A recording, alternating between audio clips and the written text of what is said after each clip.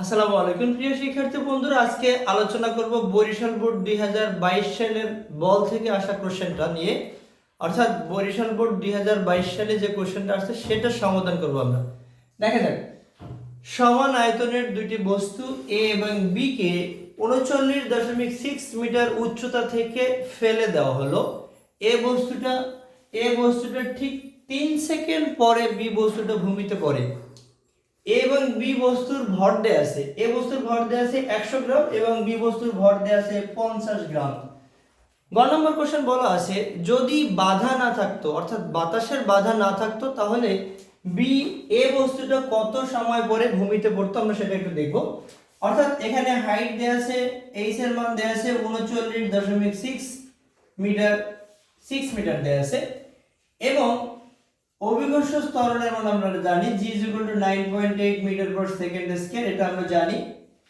এবং time t এর মান দেয়া আছে, t = দেয়া আছে 3, মানে এখানে জাস্ট আমাদের বের করতে হবে t এর মান। এখানে বলা আছে কোনো বাধা না থাকলে এই বস্তুটি কত সময় পরে ভূমিতে পড়তো। দেখা যাক, তাহলে আমরা গ নম্বর কোশ্চেনের সমাধান করছি। h = হবে ut plus half of gt square. আমরা গতির অর্থাৎ পরন্ত বস্তুর তৃতীয় সমীকরণ দিয়ে আমরা করতে পারি h = ut। আমরা এক্স্যাক্টলি পরন্ত বস্তুর দ্বিতীয় সমীকরণ দিয়ে করতে পারি h = ut plus half of gt square. এখানে যেহেতু মুক্তভাবে পরন্ত বস্তু, তাহলে এখানে কিন্তু আদিবেগ থাকছে না, আদিবেগের মান হবে 0। তার মানে 39.6 ইকুয়াল হবে 0 প্লাস হাফ অফ g এর মান 9.8, এখানে t স্কয়ার, তো এটা হবে 4.9 t স্কয়ার। এখানে 39.6 t এর মান কত আসে, আমরা স্কয়ার বর্গমূল হয়ে যাবে এবং 4.9 টা যাবে গুণাকার আছে, ভাগ হয়ে যাবে।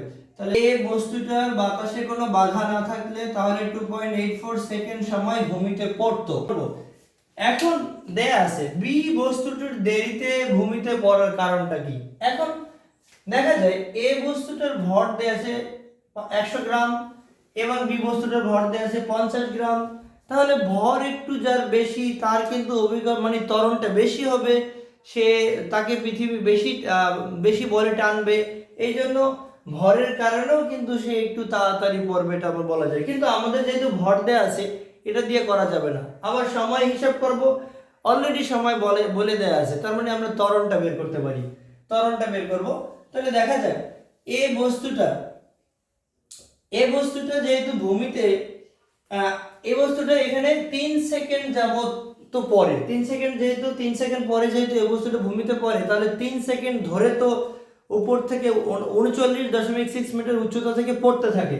আমরা একটু দেখি যে h = ut plus half of, এটাকে আমরা a বলছি, a বস্তুর ত্বরণ বলছি, হাফ অফ at স্কয়ার। অর্থাৎ এই বস্তুটার হাইট কিন্তু একইভাবে এক জায়গা থেকে দুইটা বস্তু পড়তেছে, একই জায়গা থেকে দুইটা বস্তুই কিন্তু পড়তেছে 39.6 মিটার উচ্চতা থেকে নিলাম আমরা। এবং টাইম t এর মান দেয়া আছে, t এর মান দেয়া আছে 3 সেকেন্ড। এখান থেকে আমরা ত্বরণটা বের করব। h এর মান হলো 39.6, এটা 0, এখানে হাফ 39.39, এখানে এর মানটা আমরা বের করব, এর মানটা বের করব এবং t এর মান হলো 3 এর বর্গ, তার মানে 3 এর বর্গ 9 হবে। 9 কে যদি আমরা কেটে দিই তাহলে 4.5 a হয়, আর এখানে 39.6। তো ফাইনালি এ বস্তুর ত্বরণ কত হয় আমরা বের করতে পারি। এটা গুণ আকারে আছে, অন্য সাইডে ভাগ হবে, 39.6 বাই হলো 4.5। তাহলে এ বস্তুর ত্বরণটা কত হবে? এ বস্তুর ত্বরণ হবে 39.6 কে যদি আমরা 4.5 দ্বারা ভাগ করি তাহলে এ বস্তুর আমরা ত্বরণ পেয়ে যাব। এ বস্তুর ত্বরণ হলো 8.8 মিটার পার সেকেন্ড স্কয়ার। অর্থাৎ এই বস্তুর ত্বরণ হলো 8.8 মিটার পার সেকেন্ড স্কয়ার। এখন অলরেডি কিন্তু গ নাম্বার কোশ্চেনে একটা হিন্টস দেয়া আছে, যদি বাতাসের বাধা না থাকতো, তার মানে এখানে বাতাসের বাধা অবশ্যই আছে। গ নাম্বার কোশ্চেনে বাধার কথা বলে নেই, ঘ নম্বরে সেটা আমরা বলবো। আরো যদি আমরা দেখি, যদি বাতাসের বাধা না থাকতো তাহলে কিন্তু তার 3 সেকেন্ড লাগতো না, 2 সেকেন্ড লাগতো, 2 সেকেন্ড সামথিং সময় লাগতো।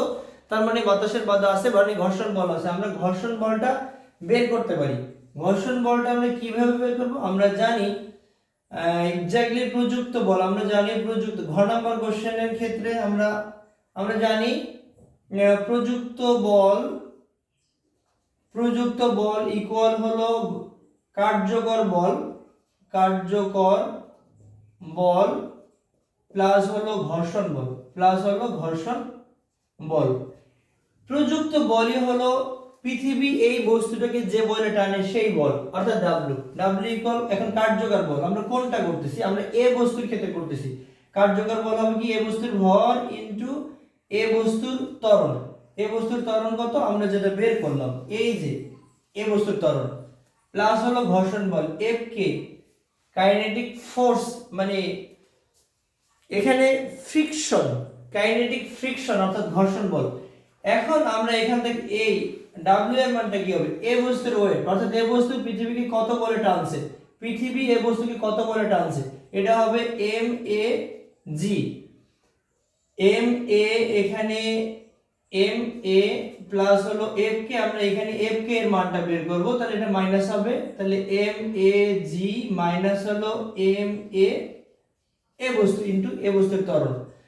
এ বস্তুটার ভর কত? এ বস্তুর ভর হলো 100 গ্রাম, কেজিতে দিলে 0.1 কেজি, 1000 দিয়ে ভাগ করে দিলে, তার মানে এখানে যা হবে আর কি 0.1 ইনটু 9.8 মাইনাস হলো 0.1 ইনটু 8.8। যদি আমরা এটাকে গুণ করি তাহলে কত? অন দিয়ে গুণ করলে তো 980 হবে, ডান দিক থেকে 2 ঘর পর দশমিক অর্থাৎ 0.98, এটাকে যদি গুণ করি 88 হবে, ডান দিক থেকে 2 ঘর পরে দশমিক, তাহলে বিয়োগ করলে 0.1 হয়। কিভাবে? অন 88, 8 থেকে 8 বাদ দিলে তো 0 হবে, আর 9 থেকে 8 বাদ দিলে হবে 1, অর্থাৎ 0.1 নিউটন হলো ঘর্ষণ বল। এই ঘর্ষণ বলের কারণে এক্স্যাক্টলি এই বস্তুটা সময় লাগছিল 2.84 সেকেন্ড, কিন্তু এখানে সময় কিন্তু লাগছে, এইখানে কিন্তু 3 সেকেন্ড বলা আছে। যাই হোক, আমরা এখন বের করব। এখন আমরা কিন্তু অলরেডি যেহেতু ঘর্ষণ বল পেলাম, তাহলে আমরা কিন্তু বি বস্তুটার ঘর্ষণ মানে বি বস্তুটার ত্বরণ বের করতে পারি। কি রকম?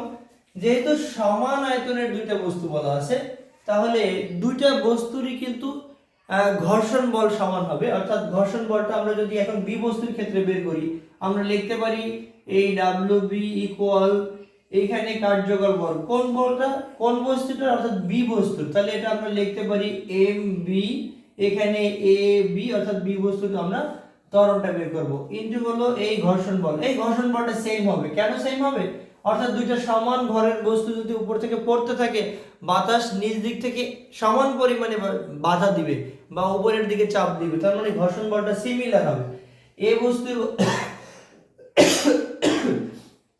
তাহলে বলা যায় এই বস্তুর ঘর্ষণ বল ইকুয়াল হবে বি বস্তুর ঘর্ষণ বল। তো এখান থেকে আমরা ত্বরণটা বের করতে পারি, এম বি এখানে জি ইকুয়াল হলো এম বি এ বস্তুর ত্বরণ প্লাস হলো এফ কে। এখান থেকে আমরা জাস্ট যদি এটা বাম দিকে নিয়ে এসে মাইনাস হবে। আচ্ছা, আমরা একটা কাজ করি, তাহলে M B A B equal এটা প্লাস এটা যদি এই দিকে নিয়ে আসি তাহলে মাইনাস হবে, এম বি এখানে জি মাইনাস হলো এফ কে, এখান থেকে যদি আমরা বি বস্তুর ত্বরণ বের করি, তাহলে এম বি ইন্টু জি মাইনাস হলো এফ কে বাই হলো এম বি। এখন এখান থেকে আমরা কিন্তু এ বি বস্তুর ত্বরণ বের করতে পারতেছি, এম বি অর্থাৎ এখানে ভর আছে, বি বস্তুর ভর কত? 50 গ্রাম, 50 গ্রামকে কেজি নিলে 0.05 কেজি, 0.05 ইন্টু 9.8 মাইনাস হলো 0.1, ভাগ করব 0.05 দ্বারা, তাহলে এখান থেকে কিন্তু আমরা এ বস্তুটার ত্বরণ বের মানে বি বস্তুটার ত্বরণ বের করতে পারতেছি। 0.05 ইন্টু 9.8 মাইনাস হবে 0.1, আমরা ভাগ করব 0.05 দ্বারা। তাহলে এখান থেকে কিন্তু আমরা এখান থেকে আমরা বি বস্তুটার ত্বরণ পাচ্ছি 7.8 মিটার পার সেকেন্ড স্কয়ার। তাহলে বোঝা যাচ্ছে যে বি বস্তুটার কিন্তু ত্বরণ কম। এই বি বস্তুর ত্বরণ কম থাকার কারণে বি বস্তুটা দেরিতে ভূমিতে পড়বে। আসলে এখন আমরা আরেকটু অতিরিক্ত পার্ট করতে পারি, সেটা হলো বি বস্তুটা কত দেরিতে পড়বে। এখানে কিন্তু এটা বলে নেই, আমরা এটা করতে পারি। যদি করি আমরা h is equal to ut plus half of এখানে বি বস্তুর ত্বরণ ইনটু টি স্কয়ার, ঠিক 39.6 মিটার উচ্চতা থেকেই তো পড়বে, 0 এখানে হাফ এখানে 7.8 টি স্কয়ার। তাহলে এখান থেকে আমরা টি এখানে যদি লিখি টি ইজ ইকুয়াল টু বর্গমূল চিহ্ন হবে এবং এটা ভাগ আছে অন্য সাইডে এখানে গুণ হয়ে যাবে, তার মানে 2 ইনটু 39.6 ভাগ হবে 7.8 দ্বারা, 7.8 দ্বারা ভাগ হবে। তাহলে এটা কত আসে? বর্গমূল চিহ্ন দিব আমরা, তারপরে 2 ইনটু 39.6 আমরা ভাগ করব, কত দিয়ে ভাগ করব? 7.8 দ্বারা ভাগ করব। তাহলে আমরা এখান থেকে সময়টা পাচ্ছি, সময়টা কত পাচ্ছি? 3.18187 সেকেন্ড পাচ্ছি। তাহলে দেখা যাচ্ছে এ বস্তুটা 3 সেকেন্ড সময় নেয় এবং বি বস্তুটা 3.187 সেকেন্ড সময় বেশি নেয়, অর্থাৎ 0.18 সেকেন্ড সময় পরে বি বস্তুটা ভূমিতে পড়ে। তাহলে আমরা বলতে পারি এ বস্তুর ত্বরণ বেশি থাকার কারণে এ বস্তুটা বি বস্তুর আগে ভূমিতে পড়বে। কতটুক সময় আগে পড়বে? 0.187 সেকেন্ড আগে ভূমিতে পড়বে। আমাদের এই পার্টটা বের না করলেও হবে,